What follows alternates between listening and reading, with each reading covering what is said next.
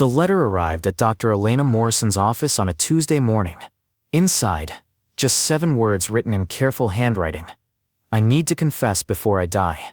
It was signed by Marcus Wright, the man who had murdered 7 women over a span of 12 years. The man the media called the silent predator. The man who would be executed in 48 hours. But what he wanted to confess wasn't what anyone expected.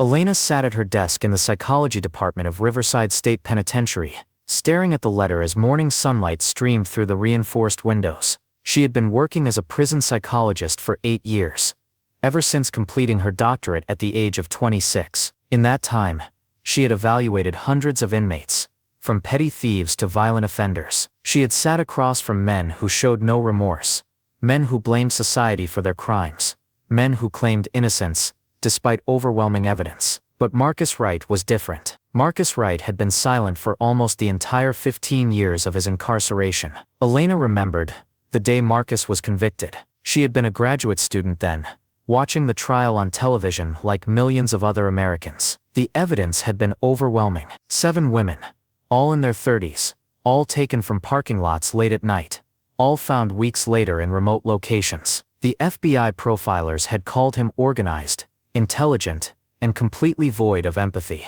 During the trial, Marcus had sat motionless, his face an impassive mask, never showing emotion even when photographs of his victims were displayed for the jury. He never testified in his own defense. He never showed remorse. He simply existed in a state of chilling detachment that made even hardened investigators uncomfortable. The death penalty verdict surprised no one. What did surprise people was Marcus's behavior in prison. Unlike many death row inmates, who filed appeal after appeal, who gave interviews to journalists, who wrote books proclaiming their innocence, Marcus had remained almost completely silent. He followed prison rules perfectly. He caused no trouble. He spoke only when directly addressed.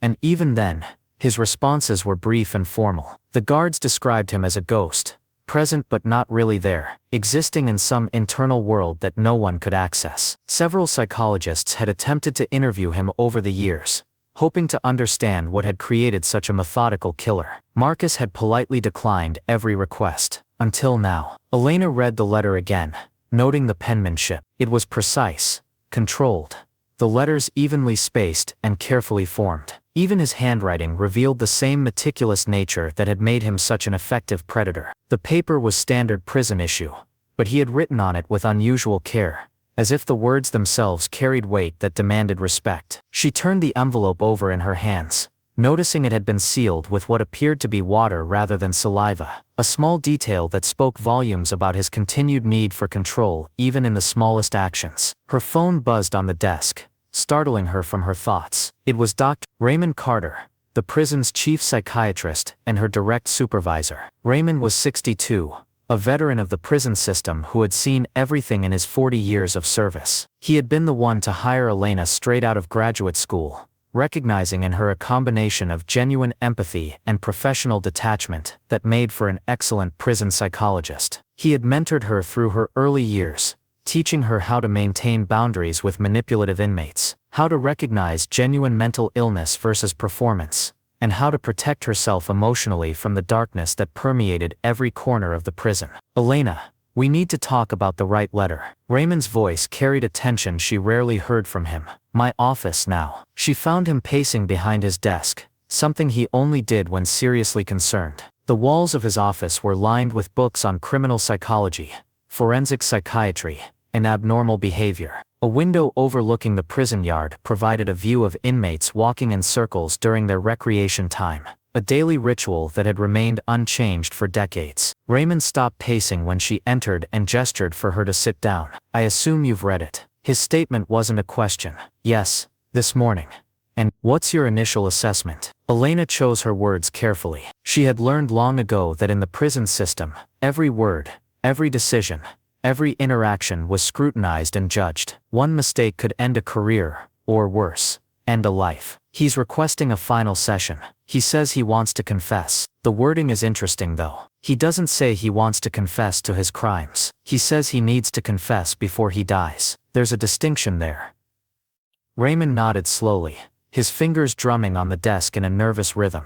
Elena, I've been doing this for 4 decades. I've seen every manipulation tactic in the book. Serial killers, especially organized ones like Wright, they're masters of reading people, of finding vulnerabilities, of exploiting basic human decency. This letter, it's designed to intrigue you, to make you curious, to make you feel like you might be the one person who can reach him.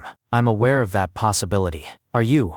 Because I've read your file. I know why you became a psychologist. Your sister. Elena felt her chest tighten. She rarely thought about Sarah anymore, or at least she told herself she rarely thought about her. But the truth was that Sarah was the reason for everything, the invisible force that had shaped every major decision of Elena's adult life. Sarah had been 19 when she disappeared from a college campus 20 years ago. Her body was never found. No suspect was ever arrested. The case went cold after 2 years of intensive investigation. Elena had been 14 at the time, watching her parents age a decade in a single year, seeing the way unanswered questions could destroy people from the inside out. That was a long time ago, Elena said quietly. Was it? Or is it the reason you're even considering this request? Elena, I'm not questioning your professionalism. You're one of the best psychologists I've ever worked with. But this case, this man, he's different. 7 families have spent years trying to rebuild their lives. In 48 hours, they're finally going to get closure. Whatever Wright wants to confess, whatever game he's playing, it could destroy that closure. Are you prepared to be responsible for that? The question hung between them like a weight. Elena thought about the families of Marcus Wright's victims. She had read about them during the trial, watched them on news programs as they pleaded for information about their missing daughters, sisters, wives. She had seen their faces in the courtroom when the verdict was read. A mixture of relief and despair, justice served but loved ones never coming back. And she thought about her own parents, how they had never been able to move forward, how they had spent 2 decades in a state of suspended grief, unable to mourn properly, because there had been no body, no burial, no real ending. I need to know what he wants to say, Elena said finally. If there's even a chance that he has information that could help those families, don't I have an obligation to listen? And if it's manipulation, if he's using this as a final act of control, getting one more person to dance to his tune before he dies, then I'll recognize it for what it is and walk away. Raymond, I've interviewed over 300 inmates. I know how to identify manipulation. I know how to maintain professional boundaries. I'm not a naive graduate student anymore. Raymond studied her for a long moment, then sighed heavily. He walked to the window and looked out at the prison yard, his hands clasped behind his back. Elena, against my better judgment, I'm going to approve this session, but I want 2 conditions. First, the session is recorded, video and audio. Everything he says goes on record. Second, you have a guard present at all times. I don't care how docile he's been for 15 years. This man is a serial killer, and we don't take chances. Agreed. And Elena, one more thing. If at any point you feel uncomfortable, if anything he says or does raises red flags, you end the session immediately. No heroics, no trying to push through because you think you're close to a breakthrough. Your safety comes first, always. I understand. Raymond turned back to face her, his expression softening slightly.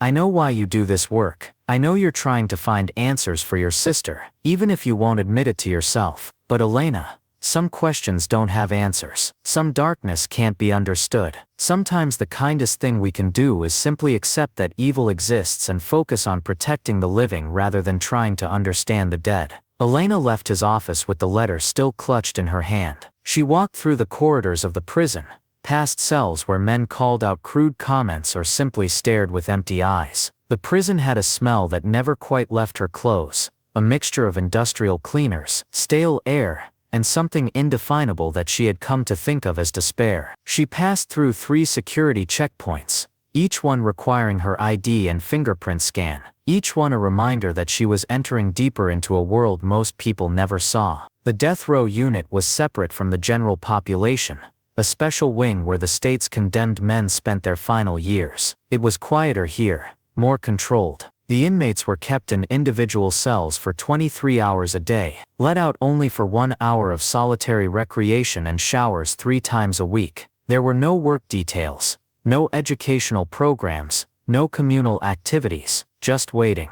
Waiting for appeals to be exhausted, for execution dates to be set, for death to finally arrive. Marcus Wright's cell was at the end of a long corridor. As Elena approached, she could see him sitting on the edge of his narrow bed, hands folded in his lap, posture perfectly straight. He looked up as she stopped outside his cell, and for the first time, she saw his eyes. They were dark brown, almost black, and completely unreadable. He didn't smile or frown. He simply looked at her with an intensity that made her understand why witnesses at his trial had described feeling paralyzed by his gaze. "Dr. Morrison, I assume." His voice was quiet, educated, with a slight southern accent that had been noted during his trial. "Thank you for coming. I received your letter, Mr. Wright. I'm here to discuss your request. Please, call me Marcus. After all, formality seems unnecessary given the circumstances." He gestured to his cell, a space barely 8 feet by 10 feet, containing a metal bed frame, a steel toilet, and a small desk bolted to the wall. "I apologize for the accommodations. I would offer you a seat, but as you can see, the state doesn't provide for guests." Elena remained standing outside the cell, maintaining the barrier of steel bars between them. "Your letter said you needed to confess before you die. I'm listening." Marcus stood slowly, moving with the careful deliberation of someone who knew that sudden movements attracted unwanted attention. He walked to the bars but stopped a respectful distance away, not invading her space, not trying to make her uncomfortable. "Dr. Morrison, may I ask you a question first?" "That depends on the question. Why did you become a prison psychologist? Most people with your education, your credentials, they work in private practice, or university settings, or comfortable clinics. Why did you choose to spend your days in a place like this?" The question caught Elena off guard. She had expected manipulation, mind games, attempts to unsettle her. But this question was direct, almost innocent in its curiosity. "Because I believe that understanding why people do terrible things is the first step toward preventing those things from happening again." A noble answer. Marcus nodded slowly. "But not the complete truth, is it? There's something else, something personal that brought you here." Elena felt a chill run down her spine. How could he know that? She had been so careful over the years, never discussing her personal life with inmates, never giving them information that could be used against her. "Mr. Wright, we're not here to discuss my motivations. You said you had something to confess." "I do, but before I tell you what it is, I need you to understand something. For 15 years, I've been silent. Not because I was refusing to cooperate, not because I was protecting myself, but because I was ashamed." The words came out flat, emotionless, but there was something in his eyes that might have been genuine pain. "Do you know what it's like to be fully aware of the monster you've become? To remember every detail of the terrible things you've done, and to know that there's no excuse, no justification, no redemption possible." Many inmates claim remorse, Mr. Wright. It's a common theme during appeals. I'm not appealing. I'm dying in 48 hours, and I've accepted that. I deserve it. The families of my victims deserve it. But there's something I need to do before I die, and I need your help to do it. "What is it?" Marcus looked down at his hands, turning them over as if seeing them for the first time. These hands took 7 lives. 7 women who had families, dreams, futures. I took all of that away because of my own darkness, my own brokenness. I can't bring them back. I can't undo what I did, but I can give their families something I should have given them 15 years ago. "What?" "The truth, all of it. Every detail they never got during the trial, because I refused to testify. Where I took each woman, how long they survived, what their final words were. Everything that might help those families find some measure of peace." Elena felt her breath catch. This was unexpected. Serial killers typically hoarded information about their victims, using it as leverage or control. The idea that Marcus was willing to give up those details freely was unusual, possibly unprecedented. "Why now? Why not during your trial, or during your appeals, or at any point in the last 15 years? "Because I wasn't ready then. I was still the man who committed those crimes, still trapped in the darkness that created them. But 15 years in this cell, 15 years with nothing but silence and memory, it changes you. I've had to face what I did. I've had to sit with the weight of 7 lives on my conscience, and I've had to accept that the only thing I can do now is try to give those families the answers they never got. And you need me to help you do this. Yes, but not in the way you might think. I don't need you to interview me or evaluate me, or write a report. I need you to be my messenger. Your messenger. Marcus reached into the pocket of his prison jumpsuit and pulled out several envelopes, each one addressed in the same careful handwriting as the letter Elena had received. I've written letters to each of the families. 7 letters, one for each woman I killed. In these letters I've told them everything. I've answered every question they might have. I've given them the closure that was stolen from them. But I can't mail these letters myself. Prison regulations won't allow a death row inmate to send correspondence to victim families without prior approval, and that approval process takes months. I don't have months, I have 48 hours. You want me to deliver your letters to the families of your victims. Not just deliver them. I need you to read them first. I need you to make sure that what I've written won't cause more harm than good. You're a psychologist. You understand trauma, grief, closure. If you think these letters will help those families, I need you to get them to the right people. If you think they'll cause more pain, then burn them. I'll go to my death knowing I tried. Elena stared at the envelopes in his hands. 7 families, 7 letters, 48 hours. The logistics alone were daunting. But beyond the practical concerns, there was the ethical dilemma. Was she prepared to become a conduit between a serial killer and his victims' families? Was she prepared to take responsibility for whatever those letters contained? Mr. Wright, what you're asking me to do could cost me my career. It could be seen as inappropriate contact with an inmate, violation of professional boundaries, even interference with victim rights. Why should I risk all of that for you? You shouldn't. Marcus's voice was steady, certain. This isn't about me. This is about 7 families who have spent years with unanswered questions. This is about giving them the truth before it dies with me. Dr. Morrison, I'm going to be honest with you. I'm not asking this because I think it will somehow redeem me or make me feel better about myself. I'm beyond redemption. I'm asking because it's the right thing to do, and I can't do it alone. How do I know this isn't manipulation? How do I know you're not playing some final game? You don't, and you shouldn't trust me. You should read every letter with skepticism.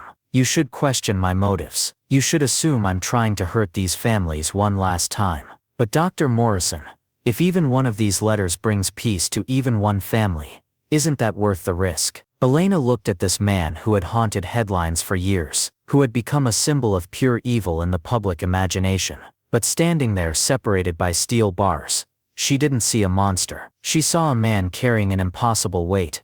A man who had somehow found a sliver of humanity in the darkest place imaginable. It didn't excuse what he had done. Nothing could excuse that. But it did complicate the simple narrative of good versus evil that everyone preferred. I need time to think about this, of course. But Dr. Morrison, time is the one thing I don't have. My execution is scheduled for Friday at midnight. Today is Wednesday. If you're going to help me, I need your answer by tomorrow morning.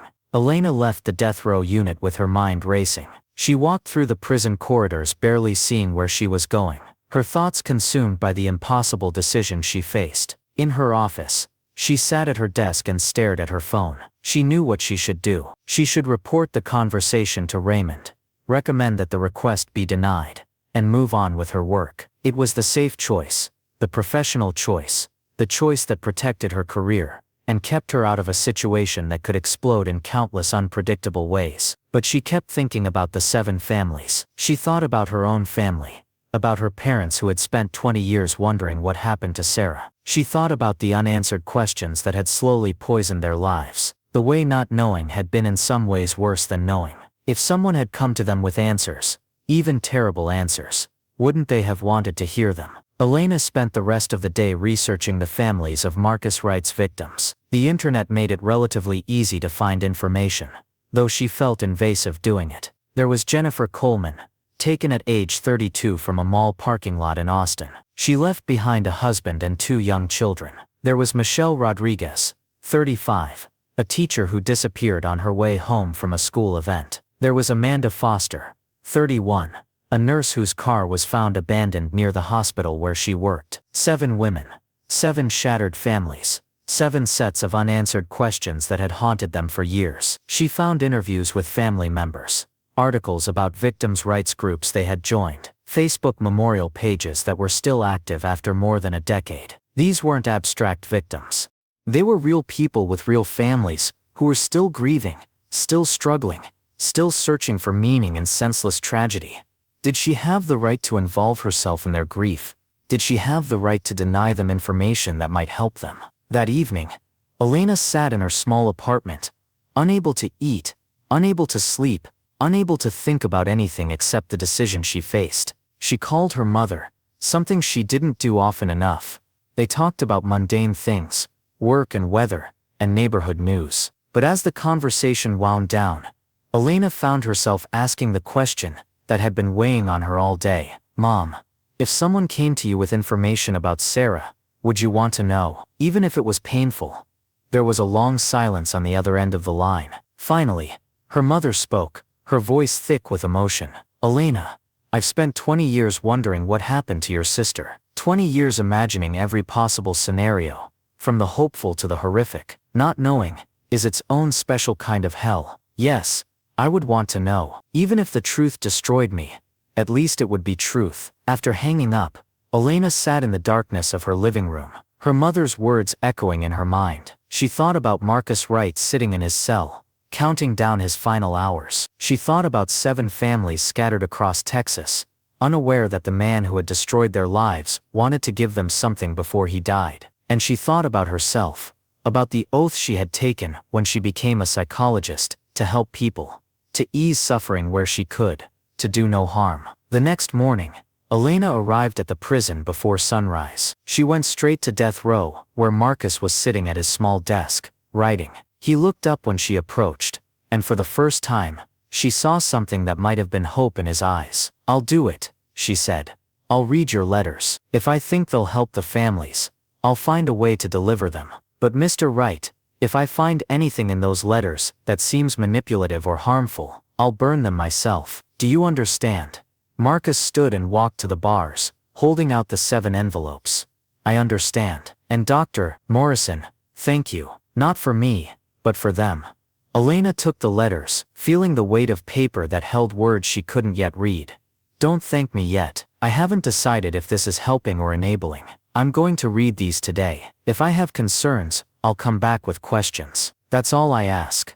One more thing. Why me? Why did you choose to reach out to me specifically? Marcus was quiet for a moment, his dark eyes studying her face. Because when I looked at your credentials, I saw that you specialized in trauma and grief counseling before coming to work here. Because your academic papers show someone who genuinely cares about helping people heal from terrible experiences. And because, he paused, his voice dropping slightly, I saw a picture of you at a victims' rights conference 3 years ago, standing next to a memorial for missing persons. You weren't there for work, you were there for personal reasons. You understand what these families are going through in a way most people can't. Elena felt exposed, as if he had looked directly into her soul and seen the scars she kept hidden. How did you know?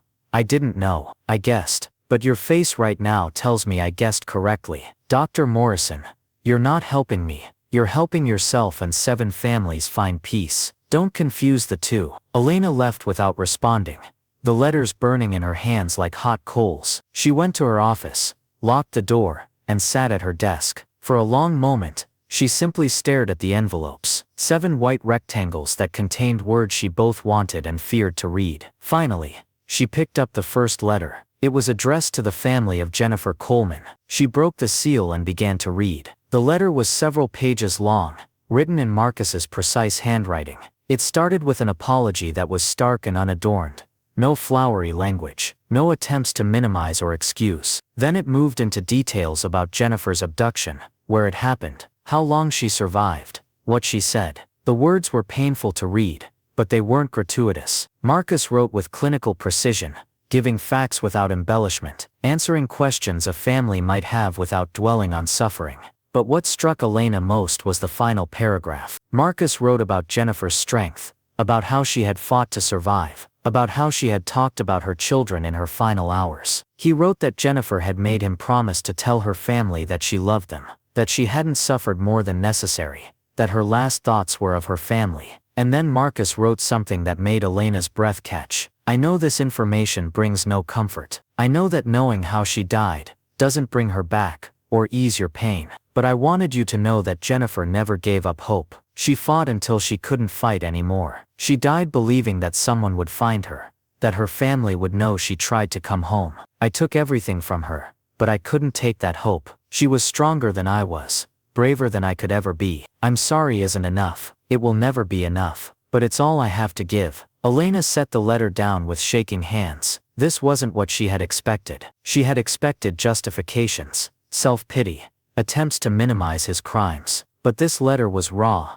honest, and focused entirely on the victim and her family. She picked up the second letter, addressed to Michelle Rodriguez's parents, and began to read. It followed the same pattern. Stark apology, factual details, final message from the victim, and an acknowledgement that nothing he wrote could ever make things right. She read all 7 letters over the course of 3 hours. Each one was unique, tailored to the specific victim and her family. Each one contained information that had never been released publicly, details that only the killer could know. Each one carried messages the victims had tried to convey, last words that had gone unspoken for over a decade. And each one ended with the same basic acknowledgement that Marcus Wright knew he was beyond forgiveness, but wanted the families to have truth, even if they could never have justice. By the time Elena finished the last letter, she was crying. She sat at her desk, with tears streaming down her face, not for Marcus Wright, but for the 7 women whose voices came through in his words. For Jennifer talking about her children. For Michelle asking someone to tell her students she was proud of them. For Amanda begging someone to make sure her mother knew she loved her. These weren't the words of a manipulative killer. These were the last wishes of dying women, preserved by the man who had killed them and carried for 15 years until he could finally deliver them. Elena picked up her phone and called Raymond. He answered on the second ring. I need to talk to you about the Wright case. It's important. 20 minutes later, Elena sat in Raymond's office, the 7 letters spread across his desk. She had explained everything. Marcus's request, her decision to read the letters, what she found in them. Raymond read each letter carefully, his expression growing more troubled with each one. Elena, these letters, they're remarkable. I've never seen anything like this from a serial killer. But you understand what you're proposing to do, don't you? If you deliver these letters, you'll be inserting yourself into the lives of 7 grieving families less than 48 hours before their abuser is executed. Some of them might welcome this information. Others might see it as a final violation. I know. But Raymond, these women's last words have been sitting in a cell for 15 years. Don't their families have a right to hear them? Maybe. But who appointed you as the messenger? Elena, I'm not questioning your motives. I know you want to help. But this situation is fraught with ethical complications, legal concerns, and potential psychological harm to vulnerable people. So what should I do? Burn the letters? Let Marcus go to his death without keeping his promise to those women? I don't know. Raymond leaned back in his chair, rubbing his temples. God help me. I don't know. Let me make some calls. I need to contact victim services. Maybe the district attorney's office. This needs to be handled properly. We don't have time for a proper process. Marcus is executed in 36 hours. Then maybe that's your answer, Elena. Maybe some things aren't meant to be delivered. But Elena couldn't accept that. She thought about her mother's words, about 20 years of not knowing. She thought about the families who had sat through a trial watching Marcus Wright remain silent, never explaining, never showing remorse, never acknowledging his victims as human beings. These letters were the acknowledgement those families had been denied. How could she keep that from them? Raymond, I'm going to do this. With or without official approval. I'm going to contact these families, tell them about the letters, and let them decide if they want to read them. I can't make that decision for them. Elena, if you do this, I can't protect you. If something goes wrong, if a family complains, if this blows up in the media, your career is over. Do you understand that? Yes. And you're willing to risk it anyway? Yes. Raymond studied her for a long moment, then sighed heavily. You're either incredibly brave or incredibly foolish. I haven't decided which. All right. I'll give you 48 hours before I report this to administration. That gives you until after the execution. But Elena, I want to be clear. If you do this, you're on your own. I can't officially endorse this decision. I understand. Elena left Raymond's office with the letters, and a growing sense of urgency. She had less than 2 days to contact 7 families, explain an impossible situation, and give them the choice to read words from the man who had destroyed their lives. The task felt overwhelming, but she couldn't turn back now. She started with Jennifer Coleman's family, A quick search revealed that Jennifer's husband, David, still lived in the same house where they had raised their children. Elena called the number listed, her heart pounding as it rang. A man answered, his voice wary. "Hello, Mr. Coleman. My name is Dr. Elena Morrison. I'm a psychologist at Riverside State Penitentiary. I'm calling about Marcus Wright." There was a sharp intake of breath on the other end of the line. "The execution is in 2 days. Why are you calling me?" "Mr. Coleman, I need to ask you something, and I need you to understand that I wouldn't be calling if I didn't think it was important. Marcus Wright has written a letter to your family. It contains information about Jennifer, about her final hours, about messages she wanted to deliver to you and your children. I've read the letter, and I believe it might help you find some closure, but I need to know if you want to receive it." The silence that followed was so long that Elena thought the connection had been lost. Finally, David spoke, his voice thick with emotion. "What kind of messages?" She talked about her children, about how much she loved them, about how she fought to survive. "Mr. Coleman, I can't tell you what to do. This might be painful, but these are Jennifer's last words, and I thought you had a right to decide whether you wanted to hear them." Another long silence. "Yes, I want the letter. My children. They're adults now. They deserve to know too. Can you send it? I'll bring it myself. I'll be in Austin tomorrow morning."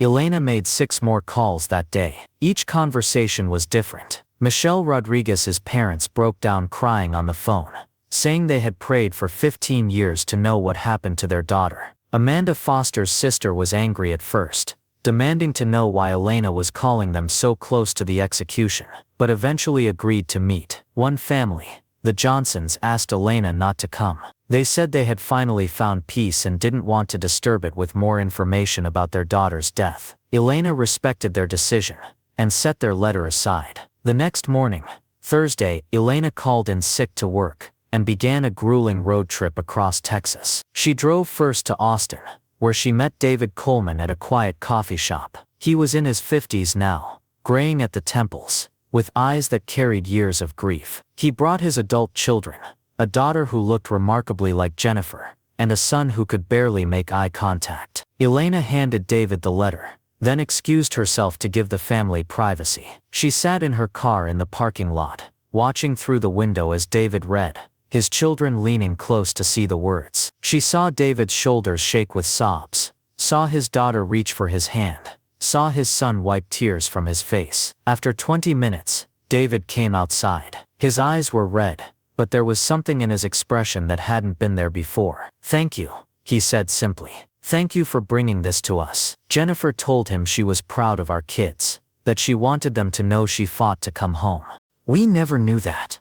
We've spent 15 years wondering if she suffered, if she was afraid, if she thought we'd given up looking for her. Now we know. She fought. She never gave up.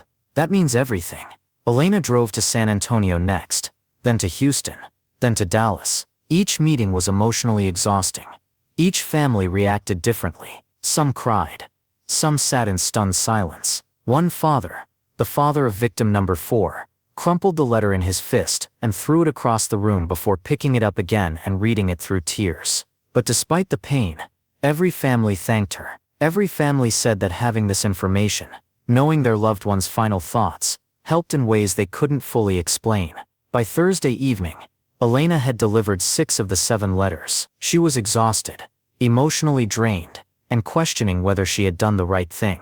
The pain she had witnessed, the tears, the raw grief that her visits had reopened, it all weighed on her like a physical burden. She sat in a motel room in Houston, staring at the last letter. It was addressed to the family of victim number 7, a woman named Catherine Walsh. Catherine had been 33 when she disappeared, a lawyer who had been working late at her office. Her body was found 3 weeks later. She left behind a husband and a 10-year-old daughter. Elena had tried to contact the family all day but couldn't reach them. Finally, at 9 o'clock that night, her phone rang. It was Catherine's daughter, now 25, calling from the number Elena had left messages at. "Dr. Morrison, this is Rebecca Walsh. You called about my mother." "Yes. Thank you for calling back. I have something I need to discuss with you." "Is this about Marcus Wright?" Rebecca's voice was hard, controlled. "Because if you're calling to tell me he wants to apologize or express remorse, I don't want to hear it. That man destroyed my family. My father drank himself to death 5 years after my mother died. I spent my entire adolescence in therapy. So whatever message you have, I don't care. Miss Walsh, I understand your anger, but this isn't an apology. It's information. Your mother's last words. Messages she wanted to deliver to you and your father. Another silence. Then quietly. What did she say? I think you should read it yourself. Can I meet you somewhere? They met at a 24-hour diner in downtown Houston. Rebecca was tall, with her mother's features but harder edges. She sat across from Elena in a booth, arms crossed defensively, walls up. Elena handed her the letter without preamble. Rebecca read in silence, her expression never changing. But Elena saw her hands trembling slightly as she turned the pages. When she finished, she carefully folded the letter and placed it on the table between them. For a long moment, she said nothing, just stared at the folded paper as if it might disappear. She told him about me, Rebecca said finally, her voice breaking slightly. She told him I had a piano recital the next week. She told him she was proud of me. She told him to make sure I knew she loved me more than anything in the world. Elena nodded, not trusting herself to speak. I never knew that. Rebecca's walls were crumbling now, tears streaming down her face. I spent 15 years thinking her last thoughts were of pain and fear. I thought she died alone and terrified. But she was thinking about me, about my stupid piano recital that I never even got to perform because she disappeared the week before. Your mother loved you very much. I know, I always knew. But knowing she was thinking about me at the end, that even in the worst moment of her life she was still my mother, that changes something. Rebecca wiped her eyes roughly, trying to regain composure. Why did he wait so long to tell us this? Why not 15 years ago? I don't know. Maybe he wasn't capable of it then. Maybe he needed time to understand what he had done. It doesn't make it right. No, it doesn't. Nothing makes it right. Rebecca picked up the letter again, holding it like something precious and fragile. What happens to him now? He's executed tomorrow at midnight. Good. Rebecca's voice was firm. He deserves to die for what he did. But Dr. Morrison, thank you for bringing this to me. I didn't think I wanted it, but I needed it. Does that make sense? Perfect sense. Elena drove back to Riverside that night, arriving at the prison just before dawn on Friday. She had been awake for nearly 40 hours, driving hundreds of miles, witnessing grief and gratitude in equal measures. She was exhausted in ways that went beyond physical tiredness. But she had one more thing she needed to do. She went directly to death row, where Marcus was spending his final hours. He was sitting on his bed, hands folded in his lap, the same position she had found him in that first day. He looked up when she approached, and she saw something in his eyes that might have been peace. Dr. Morrison. His voice was quiet. Did you deliver the letters? 6 of them. One family didn't want to receive theirs. I understand. Thank you for respecting their wishes. The others, did they? He paused, searching for words. Did it help them? Elena thought about David Coleman and his children. About the Rodriguez family weeping together. About Rebecca Walsh holding her mother's last words like a lifeline. I think so. Some of them were angry. Some were grateful. All of them were hurting. But yes, I think knowing their loved one's final thoughts brought them a kind of peace. Marcus closed his eyes, and Elena saw a tear slide down his cheek. It was the first real emotion she had seen from him. Thank you, not just for delivering the letters, but for giving me the chance to keep the promises I made to those women. I told each of them that I would make sure their families knew they loved them, that they fought, that they didn't give up. For 15 years, I've carried that burden. Now I can die, knowing I kept my word. Mr. Wright, can I ask you something? Why did you do it? What made you become what you became? Marcus opened his eyes and looked at her directly. That's the question everyone asks, isn't it? What creates a monster? Was it my childhood, my brain chemistry, some fundamental flaw in my soul? Dr. Morrison, I've spent 15 years trying to answer that question. I've read every psychology book in the prison library. I've analyzed my past, my traumas, my thoughts, and you know what I've concluded. What? It doesn't matter. Understanding why I did, it doesn't bring those women back. It doesn't heal the families. It doesn't make what I did any less monstrous. I made choices. I chose to hurt people. I chose to take lives.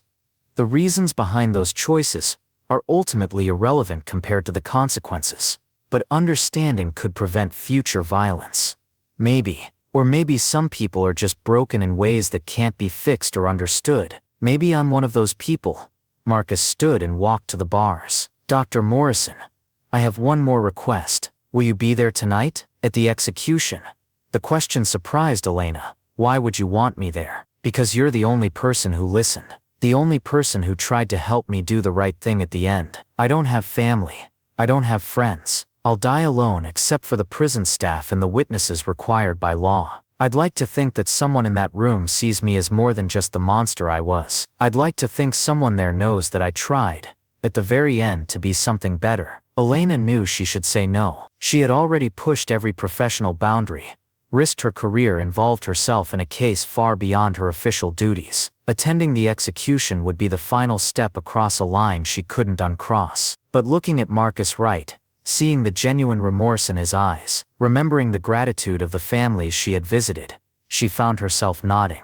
I'll be there. The hours crawled by with agonizing slowness. Elena spent the day completing paperwork, avoiding Raymond's questions, and trying not to think about what would happen at midnight. At 11 o'clock that night, she joined the small group gathered for the execution. There were representatives from several victim families, including David Coleman and Rebecca Walsh. There were media witnesses, prison officials, and the chaplain who had been counseling Marcus during his final hours. They were led into the viewing room, a small chamber separated from the execution room by a large window. Through the glass, Elena could see Marcus Wright lying on a gurney, straps securing his arms and legs. An IV line ran into each arm, the tubes that would deliver the lethal injection already in place. He looked small lying there, diminished, more human than monster. Marcus turned his head toward the window, his eyes searching the faces of the witnesses. When he found Elena, he gave a slight nod, an acknowledgement that she had kept her promise. Then he looked at David Coleman and Rebecca Walsh. He couldn't speak to them directly, couldn't apologize one more time, but his expression conveyed what words couldn't: regret, remorse, an understanding that what he had done was unforgivable, but that he had tried in his final days to offer something back. The warden stepped forward, reading the official proclamation. Marcus Wright, you have been convicted of 7 counts of first-degree murder and sentenced to death. Do you have any last words? Marcus was quiet for a moment, gathering his thoughts. When he spoke, his voice was clear and steady. To the families of my victims, I'm sorry. I know those words are inadequate. I know they don't bring your loved ones back. But I want you to know that I carried their voices with me every day for 15 years. They were stronger than me, braver than me, better than me. I hope the letters I sent gave you some small measure of peace. And to Dr. Morrison, thank you for being willing to see humanity in a monster. Thank you for helping me keep my promises. The warden nodded to the medical team. The first drug was administered, the sedative that would render Marcus unconscious. Elena watched as his eyes grew heavy, as his body relaxed against the restraints. The second drug followed, paralyzing his respiratory system. The third drug stopped his heart. Within minutes, Marcus Wright was dead. Elena stood with the other witnesses as the prison physician checked for vital signs and officially pronounced the time of death. 12:17 a.m. Around her, some people cried. David Coleman stood with his arm around his daughter, both of them silent. Rebecca Walsh stared through the window, her expression unreadable. As the witnesses filed out, Rebecca stopped beside Elena. Dr. Morrison, can I ask you something? Of course. Do you think he really changed? Or was this all just a final manipulation? Elena thought about the letters, about the genuine remorse she had seen in Marcus's eyes, about the gratitude of the families who had received their loved ones' final words. I think people are complicated. I think Marcus Wright was a monster who did terrible things. But I also think that in his final days he tried to do something good. Maybe that doesn't redeem him. Maybe nothing could redeem him. But it gave 7 families something they needed. Rebecca nodded slowly. I hated him. I still hate him for what he did to my mother, to my father, to me. But I'm glad he sent that letter. I'm glad I know my mother's last thoughts. Does that make me a terrible person? No. It makes you human. Over the following weeks, the story of Marcus Wright's letters became public. Elena had expected backlash, criticism, accusations that she had been manipulated by a serial killer, and there was some of that. Some victims' rights advocates argued that she had overstepped her bounds, that killers shouldn't be allowed to have final communications with their victims' families. Some media outlets portrayed her as naive, a psychologist who had fallen for a con man's final game. But there were other voices too. The families who had received the letters spoke out, defending Elena's decision. They appeared on news programs, explaining how knowing their loved one's final words had helped them heal. David Coleman started a foundation to support families of murder victims, using Jennifer's letter as inspiration. Rebecca Walsh wrote an op-ed for a major newspaper about the complicated nature of forgiveness and closure. And Elena's supervisor, Raymond, called her into his office one morning with a concerned expression.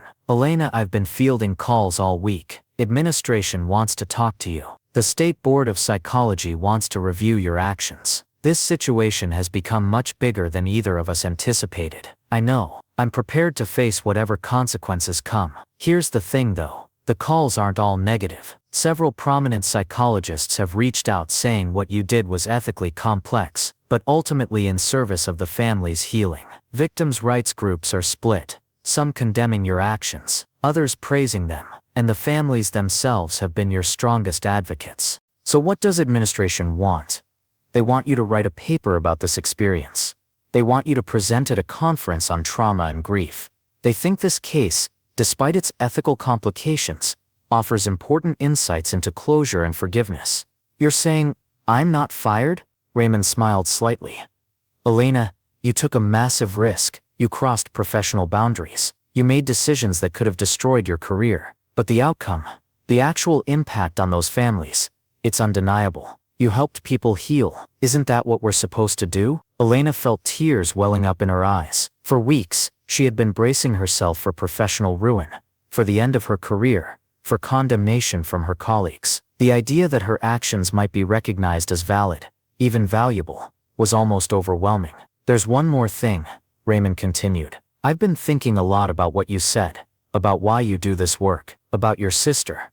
I'd rather not discuss that.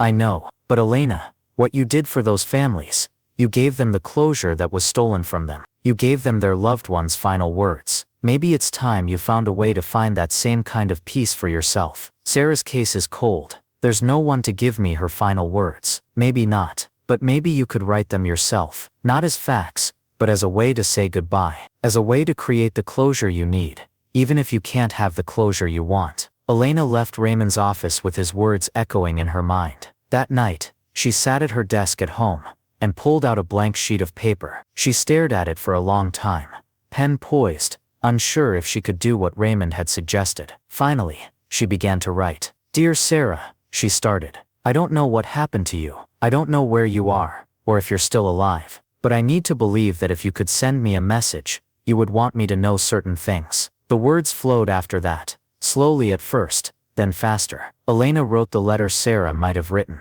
the words of love and encouragement, and hope that her sister might have wanted to convey. She wrote about forgiveness, about letting go, about learning to live with unanswered questions. When she finished, she read the letter through tears, understanding for the first time that closure wasn't always about getting answers. Sometimes it was about creating meaning from the questions themselves. 6 months later, Elena stood at a podium in front of hundreds of psychologists, therapists, and grief counselors at a national conference. She was presenting a paper on her experience with Marcus Wright and the ethical complications of facilitating communication between offenders and victims' families. The room was packed, people standing in the back, all of them eager to hear about the case that had sparked so much controversy. Elena took a deep breath and began. 6 months ago, I received a letter from a serial killer. What happened next challenged everything I thought I knew about justice, redemption, and healing. She told the story honestly, not shying away from the ethical concerns, the professional risks, the moments of doubt. She shared the responses of the families, the gratitude and pain they had expressed. She talked about the complexity of Marcus Wright, a man who was simultaneously a monster and someone capable of genuine remorse. When she finished, there was a long moment of silence. Then someone in the front row raised their hand. A woman in her 60s, wearing a name tag that identified her as Dr. Patricia Chen, stood up. Dr. Morrison, I've been practicing psychology for 40 years. I've followed professional guidelines meticulously, never crossed boundaries, always played it safe, and I've helped a lot of people. But I've also turned away cases that seem too complicated, too risky, too likely to cause problems. Listening to your presentation, I realize I may have missed opportunities to help people who needed it most. Thank you for reminding us that sometimes the right thing to do isn't the safe thing to do." The room erupted in applause. Not everyone agreed with Elena's actions. Several psychologists approached her afterward with concerns about the precedent she had set, the boundaries she had crossed. But many more thanked her for sharing her experience, for opening a conversation about the complicated intersection of justice, healing, and professional ethics. Over the following year, Elena's life changed in ways she couldn't have predicted. She became a sought-after speaker on trauma and grief, consulted with victims' rights organizations, and developed a protocol for facilitating communication between offenders and victims' families when appropriate. She continued her work at the prison, but with a new understanding of the complexity of the people she served, and she began working with families of missing persons, helping them find ways to create closure even in the absence of answers. She thought about Sarah every day, but the weight of not knowing had shifted. It was still there, would always be there, but it no longer defined her. She had learned to live with the questions. One afternoon, almost exactly a year after Marcus Wright's execution, Elena received a package at her office. Inside was a handwritten letter and a small book. The letter was from David Coleman. "Dear Dr. Morrison," the letter began, "I wanted you to know that my children and I have published a book of letters from other families affected by violent crime. We've collected stories of closure, of forgiveness, of learning to live with loss. Your courage in delivering our letters inspired us to help other families find their own paths to healing. We've dedicated the book to you and to the 7 women whose voices you helped us finally hear. Thank you for seeing humanity in an impossible situation. Thank you for taking a risk that changed our lives." Elena held the book, feeling the weight of gratitude and responsibility. On the cover was a simple title, "Final Words," and inside were stories of families learning to heal, to forgive, to move forward. It wasn't redemption for Marcus Wright. Nothing could redeem what he had done, but it was transformation, pain turning into purpose, darkness giving way to light. She thought about Marcus's final words, about his hope that the letters would bring peace. She thought about the families she had met, their tears and gratitude and complicated grief. She thought about her own journey, from a woman haunted by unanswered questions about her sister to someone who had learned that closure could take many forms. That evening, Elena drove to the cemetery, where Marcus Wright had been buried in an unmarked grave, a final anonymity for a man whose crimes had made him infamous. No family had claimed his body. No friends had attended his burial. He had died alone, just as he had predicted. But Elena stood at his grave anyway, not to forgive him, not to mourn him, but to acknowledge the complicated truth of what had happened. "You were a monster," she said quietly. "You did terrible things, you destroyed lives, but at the very end you tried to do something right. I don't know if that means anything in the cosmic scheme of things. I don't know if it balances the scales or earns you any kind of redemption. But the families you hurt, they found something valuable in your final words. So thank you for that. Thank you for giving them what you took away so many years ago." Elena stood there for a few more minutes, then turned and walked back to her car. The sun was setting, casting long shadows across the cemetery. She thought about all the lives that had intersected because of one man's crimes, and one woman's decision to help him keep his final promises. She thought about the family's healing, the conversations started, the precedents set, and she thought about the power of words, how 7 letters written by a dying man had changed so many lives, how truth, even painful truth, could be a gift, how closure wasn't always about justice or revenge or forgiveness. Sometimes it was simply about knowing, about having answers to questions that had haunted you, about hearing words you thought you'd never get to hear. Years later, when Elena was asked in interviews about the Marcus Wright case, she always said the same thing.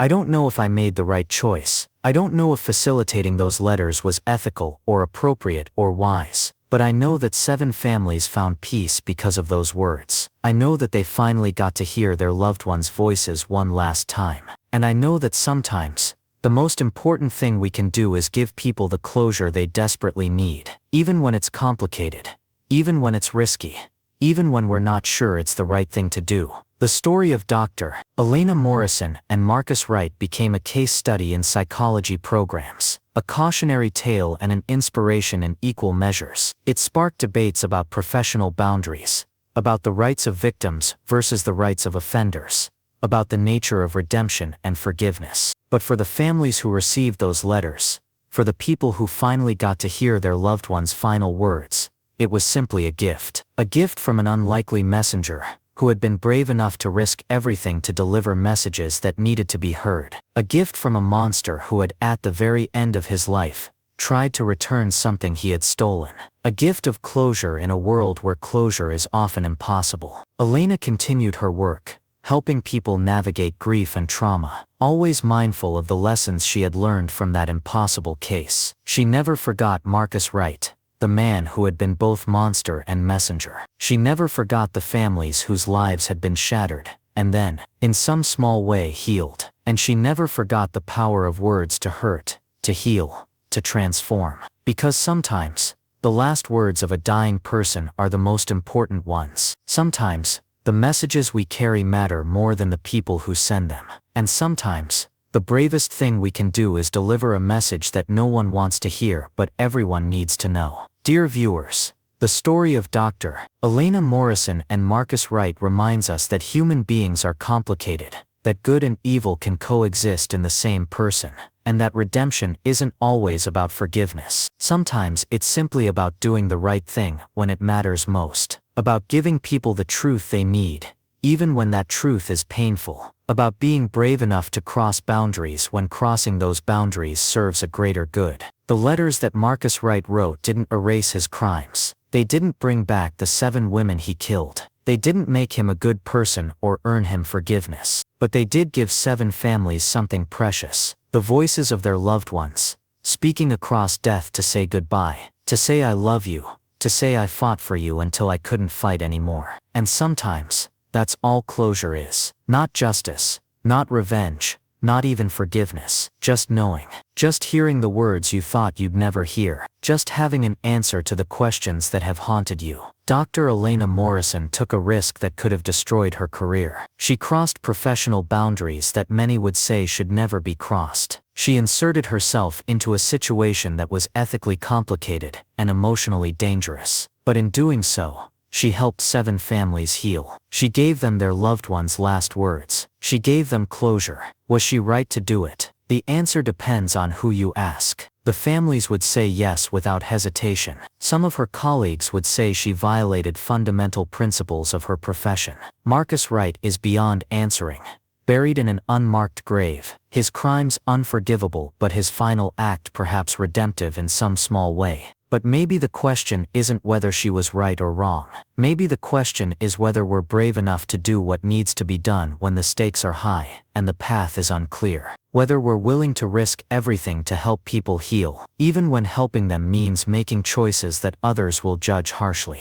Elena Morrison made that choice. She lived with the consequences, and 7 families found peace they thought they'd never have. Sometimes that's all we can do. Take the risk. Deliver the message, hope that in the end the good outweighs the harm, and trust that even in the darkest situations, human beings are capable of moments of grace, of redemption, of surprising kindness. The letters that Marcus Wright wrote are locked away now, preserved as evidence of an unusual case, a reminder of a complicated truth. But the words in those letters, the messages from 7 women to the families they loved, those words live on in the hearts of the people who received them. And that, perhaps, is the real legacy of this story. Not the crimes that were committed, not the execution that brought a killer's life to an end, but the words that survived, the love that transcended death, and the courage of one woman who was willing to be a messenger when everyone else had given up hope of hearing those final precious words.